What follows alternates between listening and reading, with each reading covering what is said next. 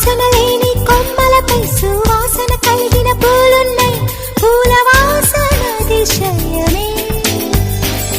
ఆ సంద్రం ఇచ్చిన మేఘల్లో ఒక చిటికెడైన ఉప్పుందా?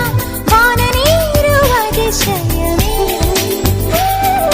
విద్యుత్తే లేకుండా వేలాడే దీపాల వెలిగేటి మినుగురుల అతిశయమే.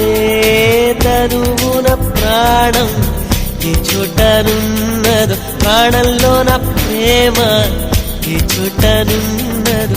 ఆలోచిస్తే అతిశయమే. ఆ గిరులు ఈ తరులు